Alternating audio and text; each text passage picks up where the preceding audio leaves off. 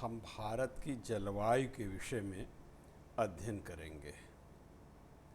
एक बात आप बताइए, कहा जाता है कि भारत दुनिया का एक विलक्षण महाद्वीप है। पूरे विश्व में जलवायु जितने तरह की पाई जाती है, कोई ज़रूरी नहीं है कि विश्व के हर देश में समस्त प्रकार की जलवायु पाई ही जाती हो, लेकिन पूरे धरती का यह विलक्षण देश भारत एक ऐसा भूखंड है जहाँ पूरे संसार में पाई जाने वाली जलवायु का कुछ न कुछ अंश जरूर मिलता है। आप बताइए भाई साहब, बड़े गर्व के साथ महसूस करना चाहिए, है दुनिया का कोई ऐसा देश जहाँ पूरे विश्व के सारे जलवायु के लक्षण दिखते हों? है दुनिया का कोई ऐसा देश जहाँ के नागरिक 6 ऋतुओं का सुख भोगते हों? है दुनिया का कोई ऐसा देश जहाँ का किसी क्षेत्र का भूखंड अपने यहाँ के निवासियों को पूरे वर्ष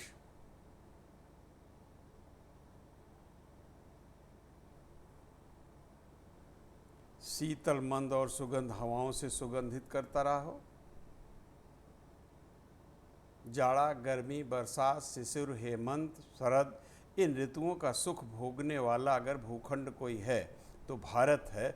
दुनिया में चाहे जो देश आप देख लीजिए, अगर किसी एक भूखंड में हल्की फुल्की गर्मी पड़ती है तो दूसरे भूखंड में शीतलता रहती है या शीत ऋतु रहती होगी, लेकिन भारत हमारा एक ऐसा देश है कि अगर आप उत्तर में दृष्टि डालिए तो वहाँ की उत्तुंग पर्वत श्रृंखलाएँ वर्ष भर हिम से ढकी रहती हैं, और जब छोटा नागपुर के पठार पे या चिलचिलाती धूप और गर्मी से हमारे देश का व्यक्ति पीड़ित होता है, व्यथित होता है, कष्ट महसूस करता है, तो वो चला जाता है नैनीताल, अल्मोड़ा, रानीखेत में गर्मी की छुट्टियों में शीत प्रधान क्षेत्र में रहने के लिए। और जब उत्तर में बहुत भयंकर शीत पड़ती है जाड़े के दिनों में, तो वहाँ के नागरिक चले आते हैं मध्यवर्ती भागों पे। आप ऐसे संक्षेप में देखिए, हम आज जिस विषय पे चर्चा करना चाह रहे हैं, भारत की जलवायु की विशेषता क्या है। पहले भारत की क्या विशेषता है?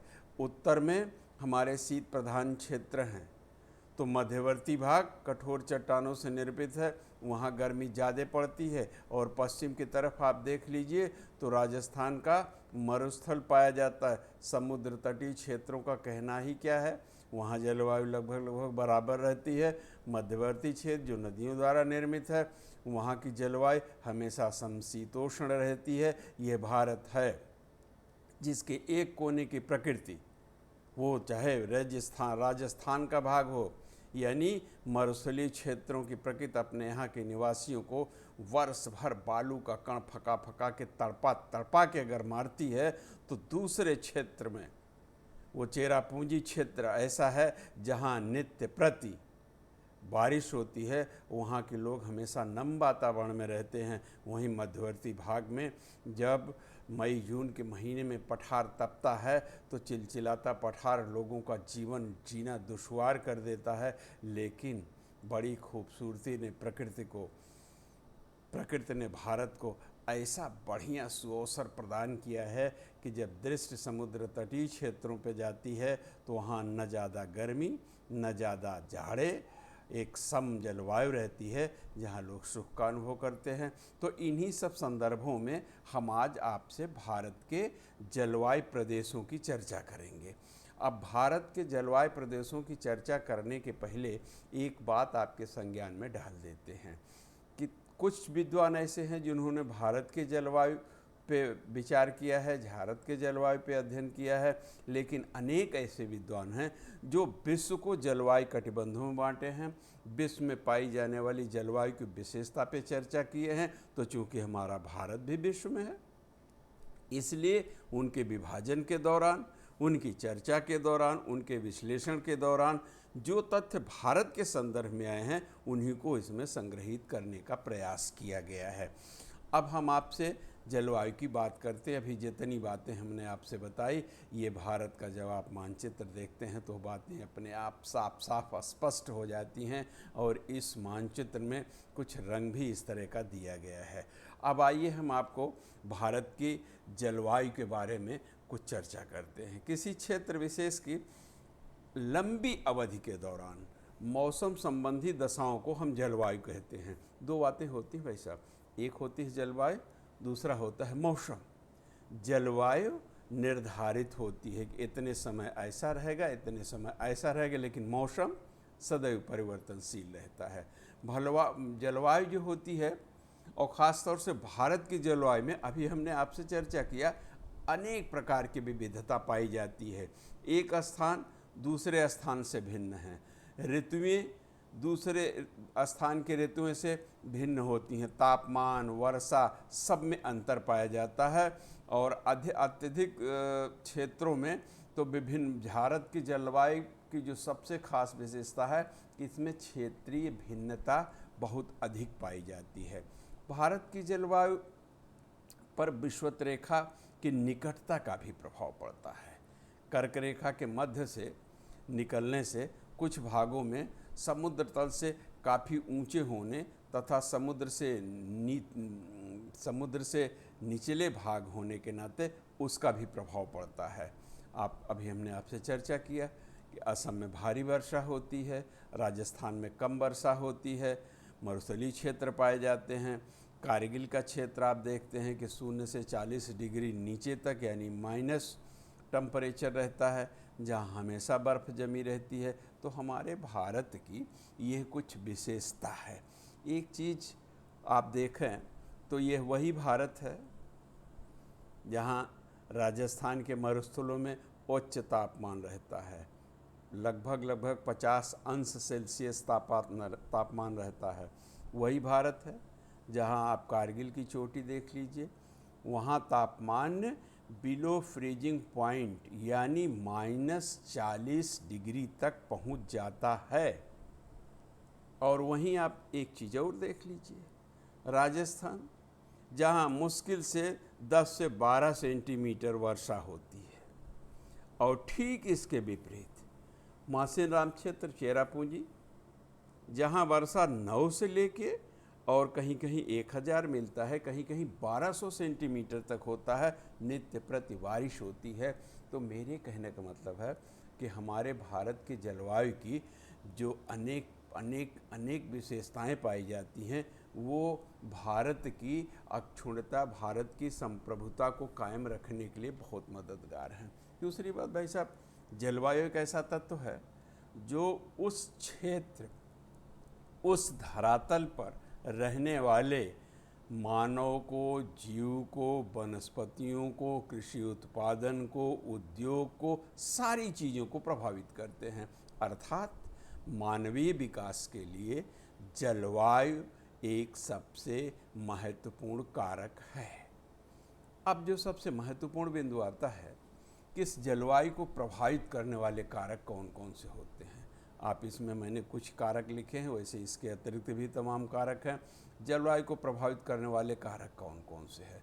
अब आप देखिए तो पहली चीज़ तो ये है कि कौन सा क्षेत्र किस अक्षांश और किस देशांतर में स्थित है, उसका प्रभाव पड़ता है। क्योंकि अक्षांश देशांतर के नाते ही, मुख्य रूप से अक्षांश, जलवायु को प्रभावित करने में देशांतरों का कम योगदान है, सबसे ज़्यादा अक्षांश। अक्षांश क्यों? केवल अक्षांश इसलिए महत्वपूर्ण होता है कि विभिन्न अक्षांशों में सूरज से प्राप्त होने वाली गर्मी में अंतर पाया जाता है। जो भूखंड जिस स्थान पर रहते हैं, जिस अक्षांश पे रहते हैं, वहाँ पे पाई जाने वाली गर्मी के अनुसार उनका जलवायु प्रभावित होता है, उनका जलवायु बदलता रहता है। कहने का आशय, उष्ण कटिबंध में रहने वाले क्षेत्रों में गर्मी ज़्यादा पड़ेगी, वहाँ दूसरे तरह की जलवायु होगी। ठीक इसके विपरीत शीतोष्ण कटिबंधों की जलवायु में अंतर होगा, शीत कटिबंध की जलवायु में अंतर होगा। दूसरा तथ्य होता है समुद्र से निकटता। जो भाग समुद्र के जितने निकट होते हैं उनमें जलवायु का प्रभाव उतने कम होता है, उसमें तापांतर उतने कम होते हैं, इसलिए जलवायु प्रभावित होती है। हवाएं भी हमारी जलवायु को बहुत प्रभावित करती हैं। ख़ास तौर से उसमें जब मानसूनी हवाएं चलती हैं तो जलवायु अपने आप बदल जाती है। आप जानते हैं कि जब मई जून का महीना आता है तो हमारे जो जलवायु वेदता लोग हैं वो कह देते हैं कि मानसून इतने तारीख को आने वाली है, और जब मानसून आने वाली होती है तो तपती गर्मी से लोगों को निजात मिलने लगता है। मेरा कहने का आशय है कि मानसूनी हवाएं भी जलवायु को प्रभावित करती हैं। अब दो तथ्य हैं एक साथ। एक है उच्चावचन। उच्चावचन मतलब धरातल की ऊंचाई और निचाई। जो क्षेत्र समुद्र तल से अधिक ऊंचे पे स्थित है वहाँ की जलवायु शीत होगी, क्योंकि जैसे जैसे ऊंचाई बढ़ती है वैसे वैसे तापक्रम घटता जाता है। तो ऊंचाई यानी कि उच्चावचन यानी कि स्थल का रूप भी जलवायु को प्रभावित करता है। एक चीज़ पे आप ध्यान दीजिए, जहाँ भी हमने आपसे कहा कि जैसे जैसे ऊंचाई बढ़ती है वैसे वैसे तापक्रम घटता जाता है, लेकिन एक ही अक्षांश पे आप देखें तो हमारे भारत के क्षेत्र स्थित हैं। वो क्षेत्र हमारे हो सकते हैं पठारी क्षेत्र हैं, पहाड़ी क्षेत्र हैं, और उसके विपरीत दूसरे क्षेत्र स्थित। तो जो भाग समुद्र तल से जितने ऊंचाई पे है उसी हिसाब से तापक्रम प्रभावित होता है। जैसे आप देखिए हिमालय की चोटियों पे उसी अक्षांश पे पाकिस्तान के पठारी क्षेत्र स्थित हैं जहां वर्ष भर तीखी गर्मी पड़ती है, और उसी अक्षांश पे हिमालय के पहाड़ी क्षेत्र स्थित हैं जहां वर्ष भर ग्लेशियर जमा रहते हैं। तो जलवायु को उच्चावचन बहुत कुछ प्रभावित करता है। मिट्टी की प्रकृति भी प्रभावित करती है जलवायु को। जैसे पठार है, पहाड़ है, और ये मिट्टी है यानी धरातलीय क्षेत्र हैं। जहाँ की जैसे मिट्टी होगी वो उसी अनुपात में तापक्रम को ग्रहण करता है और फिर क्रमशः वो तापक्रम को वायुमंडल में देता है, जिसके नाते वहाँ की जलवायु प्रभावित होती है। इसको थोड़ा सा आप यहाँ देख लीजिए। जैसे हमने अभी अक्षांश की बात कही, अब कर्क रेखा भारत के मध्य से गुजरती है, जिसके कारण क्षेत्र का तापमान सापेक्षतया अधिक रहता है। मैदानी क्षेत्र भी 32 अंश उत्तर अक्षांशों के अंतर्गत ही स्थित है, इसलिए कर्क रेखा हमारे भारत की जलवायु को बहुत प्रभावित करती है। दूसरी बात, हमने आपसे समुद्र के निकटता की बात कही थी, इस पर हमने चर्चा किया था। सामान्यतः जो प्रदेश समुद्र के समीप होते हैं वहाँ की जलवायु प्रायः समान होती है। जैसे जैसे उससे दूरी बढ़ती जाती है वैसे वैसे जलवायु में अंतर होता जाता है। मानसूनी पवनों की चर्चा आपसे हमने करी, उच्चावचन की बात हमने करा आपसे।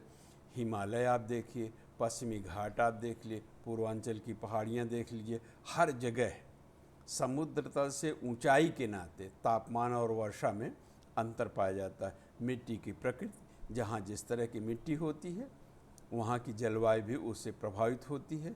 जैसे राजस्थान में रेतीली मिट्टी पाई जाती है तो वहाँ की जलवायु हमेशा उष्ण रहती है, गर्म रहती है। अब वैसे मूल रूप से मुख्यतः है भारत की जलवायु को उपोष्णीय मानसून कहा जाता है। अब प्रश्न है कि ये मानसून कौन सा चीज़ है। मानसून अरबी भाषा के मौसम शब्द से बना है। इसके बारे में कहा जाता है कि अरब का नाविक अरब सागर में वर्ष के 6 माह उत्तर पूर्व दिशा से तथा शेष 6 माह दक्षिण पश्चिम दिशा से चलने वाली हवाओं के लिए व्यापार किया करते थे उन्हीं के माध्यम से, और ये हवाएं भारत और पूर्वी अफ्रीका के बीच चला करती थी। वस्तुतः अलग अलग ऋतुओं में अलग अलग प्रकार की पवनों द्वारा भारत की जलवायु प्रभावित होती थी, और इसी आधार पर अरब के नाविक 6 महीना उत्तर पूर्व दिशा से और 6 महीना दक्षिण पश्चिम दिशा से व्यापार करते थे। सामान्य रूप से मानसून हवाएं धरातल की संवाहनीय क्रम की ही हैं, जिनका आविर्भाव स्थल तथा जल के विरोधी स्वभाव के कारण है। दोनों के स्वभाव में अंतर है ना, स्थल का अलग स्वभाव है, जल का अलग स्वभाव है। और स्वभाव का क्या असर है कि स्थल में सूरज की किरणें सोखने का, उनके विस्तार की, उसको अंदर ग्रहण करने की और पुनः सौर विकिरण के द्वारा वायुमंडल में देने की क्षमता अलग होती है। ठीक इसके विपरीत जल की अलग होती है। जल में सूरज की किरणें अधिक गहराई तक प्रवेश कर जाती हैं, जबकि स्थल पे उसकी तुलना में अधिक गहराई तक सूरज की किरणें प्रवेश नहीं कर पाती हैं। तो ये सारे तत्व भी हमारे भारत की जलवायु को प्रभावित करते हैं। मुख्य रूप से चूँकि भारत की जलवायु पे सबसे ज़्यादा प्रभाव जो पड़ता है वो मानसून का पड़ता है, इसलिए हमारे यहाँ की जलवायु उपोष्णीय मानसून एक नाम कुछ विद्वानों ने दे दिया है। और इसीलिए जो ऐसे क्षेत्र हैं जहाँ मानसून का प्रभाव ज़्यादा पड़ता है उसे मानसूनी जलवायु का प्रदेश नाम भी दे दिया गया है। अनेक विद्वानों ने, अभी हमने आपसे पहले चर्चा किया था कि भारतीय जलवायु का वर्गीकरण किया है। अब उस वर्गीकरण में भारत की जलवायु में काफ़ी क्षेत्रीय विविधता पाई जाती है। जलवायु तत्वों के वितरण पर भारत की कर्क रेखा पर अवस्थिति तथा यहाँ के स्थल रूपों का स्पष्ट प्रभाव दृष्टिगोचर होता है। बात समझ में आई दो तथ्यों का, एक तो कर्क रेखा की स्थिति 23.5 अंश, दूसरा जो यहाँ के स्थल रूप हैं। स्थल रूप पहाड़, पठार, मैदान, तटीय क्षेत्र, इनका स्पष्ट प्रभाव भारत की जलवायु पे दृष्टिगोचर होता है। और इन तीनों को दृष्टि में रख के ही भारतीय जलवायु का वर्गीकरण विद्वानों ने किया है। अब भारतीय जलवायु का वर्गीकरण कितने प्रकार से किया गया है, अनेक विद्वानों ने जलवायु का वर्गीकरण किया है। सब ने अपने अपने अलग अलग आधार माने हैं। कुछ ने वर्षा को आधार माना है, कुछ लोगों ने वनस्पतियों को कहीं कहीं आधार मान लिया है, कुछ लोग तापक्रम को आधार मानते हैं। इस प्रकार से अलग अलग आधार मान के अनेक विद्वानों ने भारत की जलवायु को नहीं बल्कि जलवायु का वर्गीकरण किया है। जैसे एक प्रमुख विद्वान कोपेन महोदय माने जाते हैं। यद्यपि इन्होंने पूरे विश्व को जलवायु कटिबंधों में बांटा है, अब इनके आधार पे भारत में किस तरह की जलवायु पाई जाती है। आप देखिए भाई साहब, जैसे पूरा विश्व कोई छोटा नहीं है, विश्व में हर तरह के भूखंड पाए जाते हैं और हर भूखंड पे मौसम की दशाएं अलग होती हैं, ऋतुएं अलग पाई जाती हैं। उनके प्रभाव से कहीं वर्षा ज़्यादा होती है, कहीं वर्षा कम होती है, कहीं की मिट्टी अच्छी होती है, कहीं की मिट्टी ख़राब होती है। तो इन सारे तथ्यों को मिला के अब जब जलवायु का वर्गीकरण किया जाएगा तो एक लंबा चौड़ा खाका तैयार हो जाता है। इसको स्पष्ट करने के लिए कोपेन महोदय ने अंग्रेजी के शब्दों का प्रयोग किया कि जिससे अंग्रेजी के शब्दों से जैसे होता है कहीं अधिक ताप पाया जाए तो कहीं उससे थोड़ा कम पाया जाता है, कहीं उससे भी कम पाया जाता है। तो ये बाइफर्केशन के लिए उन्होंने अंग्रेजी के वर्णमाला का प्रयोग किया। उसमें से कहीं कैपिटल लेटर का प्रयोग किया और स्मॉल लेटर का प्रयोग किया, जिसके उसके गौड़ विभाजन उप विभाजन आसानी से किए जा सकें। इस कोपेन महोदय के अनुसार भारत में उत्तर में इन्होंने ध्रुवीय प्रकार की जलवायु की, जिसको अंग्रेजी के ई अल्फ़ाबेट से इन्होंने किया। इसके बाद इन्होंने शुष्क शीत ऋतु वाला मानसूनी प्रकार की जलवायु हमारे मध्यवर्ती क्षेत्रों में कहा, जिसको ये सेवीजी कहे हैं। इसके बाद ये जो हमारे पूर्वी भाग में ये हिस्सा बसता है, इस हिस्से पे इन्होंने लघु ग्रीष्म ठंडी आर्द्र शीत ऋतु वाली जलवायु का विभाजन किया, जिसे DE कहा इन्होंने। जो हमारा पठारी क्षेत्र है, इसके वाले क्षेत्र को इन्होंने उष्णकटिबंधीय सवाना प्रकार की जलवायु की अंग्रेजी के AM से प्रकट किया है। इस क्षेत्र में इन्होंने PS नाम दिया, जहाँ शुष्क ग्रीष्म ऋतु वाला मानसूनी प्रदेश कहा गया है। इसे यहाँ जाड़े के ऋतु में वर्षा होती है, इसीलिए इसे शीतकालीन वर्षा का क्षेत्र भी कहा जाता है। और ये उस वाले इस क्षेत्र से यहाँ कुछ कम आर्द्रता रहती है, इसलिए इसे लघु शुष्क ऋतु वाला मानसूनी प्रदेश कहा जाता है। अंग्रेजी के CSW 3 वर्णों से इसे विभाजित किया। ये वाला हिस्सा है, यहाँ आर्द्र शुष्क प्रकार की जलवायु पाई जाती है। ये हमारा है, यहाँ भी स्टेपी वाला जलवायु इन्होंने कहा BSW नाम दिया है। इस हिस्से को नरम मरुस्थल जलवायु नाम दिया, जिसको अंग्रेजी में BWHW नाम दिया गया है। इस मानचित्र से एक बात स्पष्ट होती है कि जो विभिन्न प्रकार की जलवायु का वर्गीकरण पूरे विश्व में कोपेन महोदय ने किया है, उसके कौन कौन से खंड, कौन कौन से भाग भारत में पाए जाते हैं, यानी भारत के किस क्षेत्र की जलवायु को किस वर्गीकरण के अंतर्गत रखा जाता है। अब अभी जो मानचित्र में मैंने आपको दिखाया, ये 9 तरह के, यानी कोपेन महोदय ने 1918 में भारत को विभिन्न जलवायु प्रदेशों में विभाजित करने का प्रयास किया। कोपेन ने जलवायु प्रदेशों के विभाजन के लिए, अभी हमने आपसे चर्चा किया कि वार्षिक मासिक तापमान, वर्षा की मात्रा, स्थानीय वनस्पति को आधार माना। इस आधार पर उन्होंने भारत को 9 जलवायु विभागों में विभक्त किया है, जिसको हमने एक अलग PPT के माध्यम से आपको दिखाया है। अभी इसको आपको दिखाते हैं।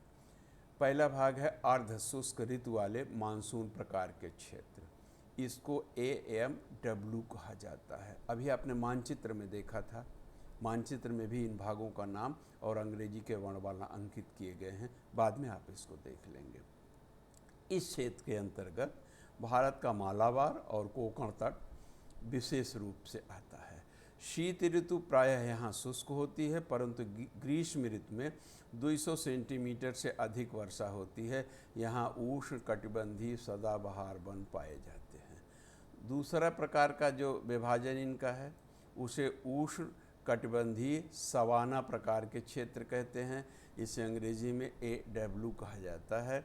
इसके अंतर्गत प्रायद्वीपीय पठार के अधिकांश भाग सम्मिलित किए जाते हैं। यहाँ शीत ऋतु शुष्क होती है और ग्रीष्म ऋतु में वर्षा होती है। इसके बाद उष्ण कटिबंधीय सवाना प्रकार के क्षेत्र, जो अभी ऊपर बताए, रिपीट हो गया है। अर्ध शुष्क स्टेपी जलवायु क्षेत्र BSH इसे कहते हैं। अभी हमने मानचित्र में बताया था, इसमें राजस्थान और हरियाणा के भाग सम्मिलित किए जाते हैं। और 5वां भाग इनका है शुष्क उष्ण मरुस्थलीय जलवायु क्षेत्र, जिसको BWHW नाम इन्होंने दिया है। इसके अंतर्गत पश्चिमी राजस्थान के क्षेत्र को सम्मिलित किया है। इन क्षेत्रों में तापमान अधिक पाया जाता है और वर्षा यहाँ कम होती है, जिससे मानव जीवन के लिए कष्टदायी क्षेत्र है। 6वां विभाजन इन्होंने किया समशीतोष्ण आर्द्र जलवायु क्षेत्र, जिसको CWG कहा। अभी हमने आपको मानचित्र में दिखाया था कि जो भारत का मैदानी क्षेत्र है, वहाँ इस तरह की जलवायु पाई जाती है, जहाँ ग्रीष्म ऋतु में वर्षा होती है, कभी कभी शीत ऋतु में भी वर्षा होती है। 7वां विभाजन इन्होंने शीतोष्ण कटिबंधीय आर्द्र जलवायु कहा है।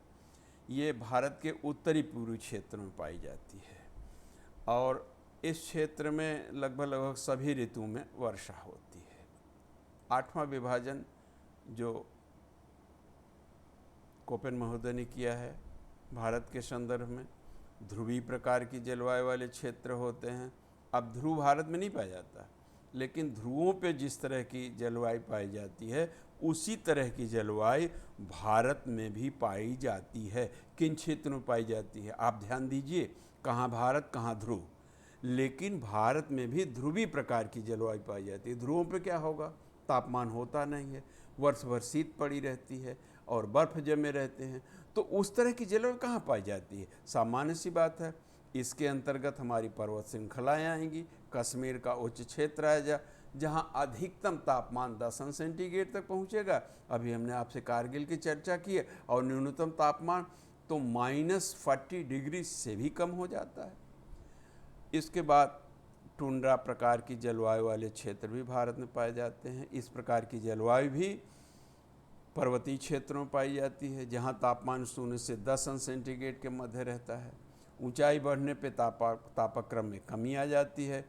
उत्तर प्रदेश का जो पर्वतीय अंचल है उसमें इस तरह की जलवायु पाई जाती है। तो इस प्रकार से भारत को कोपेन महोदय ने 9 जलवायु कटिबंधों में 9 जलवायु क्षेत्रों में विभाजित किया है।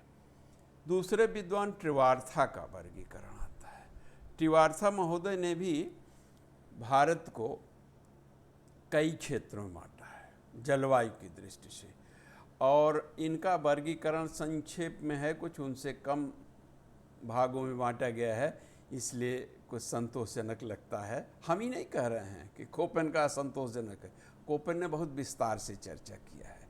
ट्रिवार्था महोदय ने अंग्रेजी के 4 शब्दों का प्रयोग किया था, A, B, C और H, जिसमें से A में उष्णकटिबंधीय आर्द्र जलवायु क्षेत्र, यहाँ का तापमान उच्च बना रहता है। बी को इन्होंने उच्च तापमान किंतु निम्न वर्षा युक्त शुष्क जलवायु की ओर इंगित की करता है। सी को इन्होंने जहाँ का तापमान 0 सेंटीग्रेड से 18 सेंटीग्रेड तक के तापमान वाले क्षेत्र को सी कैटेगरी में रखा है। यहाँ शुष्क सर्दी वाली जलवायु हमेशा रहती है। और एच को रखा है जहाँ पर्वतीय जलवायु के संकेत मिलते हैं। इस प्रकार से ट्रिवार्था महोदय ने जलवायु का वर्गीकरण किया है। उष्णकटिबंधीय आर्द्र जलवायु जहाँ का तापमान उच्च बना रहता है उसको इन्होंने ए प्रकार में रखा है, अभी हमने ऊपर बताया है। इसी तरह से ए, बी, सी और एच में बांटा है। अब जो ट्रिवार्था ने वर्गीकरण किया उस वर्गीकरण के हिसाब से आप इसे 7 प्रकार के जलवायु क्षेत्रों में विभाजित कर सकते हैं जो भारत में पाए जाते हैं। पहला है उष्णकटिबंधीय वर्षा वाला वन, जिसे AM कहा। दूसरा है उष्णकटिबंधीय सवाना, जिसे AW कहा गया। तीसरा उष्णकटिबंधीय अर्धशुष्क स्टेपी जलवायु। चौथा उष्णकटिबंधीय एवं उपोष्णकटिबंधीय स्टेपी। शुष्क शीत युक्त आर्द्र उपोष्णकटिबंधीय जलवायु। शुष्क शीत युक्त आर्द्र उपोष्णकटिबंधीय जलवायु और अंतिम पर्वतीय जलवायु। ये 7 भागों में भारत को ट्रिवार्था महोदय ने जलवायु भागों में बांटा है। 7 का वर्गीकरण मैंने यहाँ आपको दिया है। उष्णकटिबंधीय वर्षा का वन, ये वन पश्चिमी तटीय मैदानों, जिसे सह्याद्री क्षेत्र कहते हैं, वहाँ अधिक पाए जाते हैं। सर्दियों में यहाँ लगभग तापक्रम 18 साढ़े 18 सेंटीग्रेड से नीचे गिर जाता है। अप्रैल एवं मई में तापमान 29 अंश सेंटीग्रेड से अधिक रहता है।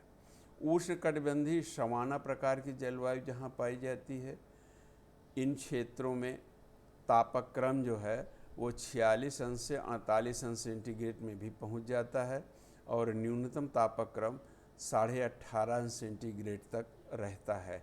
ज़्यादातर पश्चिमी घाट के क्षेत्रों में इस तरह की जलवायु पाई जाती है। तीसरे में उष्णकटिबंधीय अर्धशुष्क जो स्टेपी जलवायु है, इस क्षेत्र में तापक्रम जो है वो मई के महीने में 32 अंश सेंटीग्रेड तक पहुंच जाता है और दोनों महीनों में इन क्षेत्रों में क्रमशः सबसे ठंडा और गर्म महीना पाया जाता है। दोनों महीने का मेरा मतलब है दिसंबर और मई में।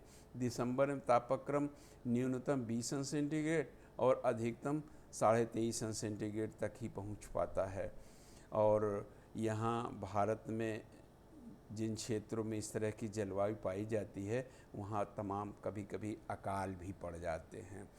जैसे हमारे महाराष्ट्र के मध्यवर्ती क्षेत्र में, कर्नाटक में, तमिलनाडु के आंतरिक क्षेत्रों में और आंध्र प्रदेश के पश्चिमी क्षेत्रों में इस तरह की जलवायु पाई जाती है। इसके बाद चौथे भाग में उष्णकटिबंधीय एवं उपोष्णकटिबंधीय स्टेपी जलवायु को ट्रिवार्था महोदय ने वर्गीकृत किया है।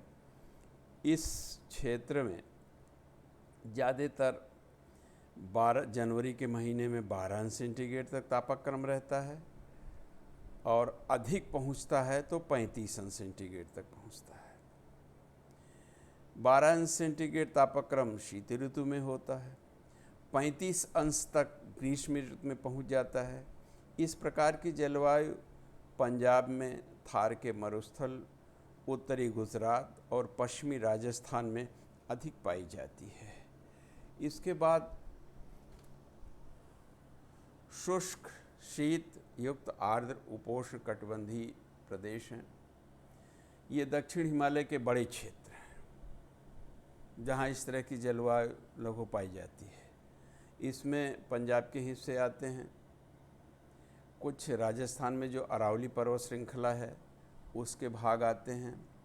यहाँ वर्षा बहुत अच्छी होती है। वार्षिक वर्षा 63.5 सेंटीमीटर से 254 सेंटीमीटर तक होती है। मेरा बहुत अच्छी कहने का आशय ये है कि तुलना में कम होती है, कहीं कहीं थोड़ा जलवायु सौम्य रहती है। और इस प्रकार की जलवायु हिमालयी क्षेत्रों में भी पाई जाती है।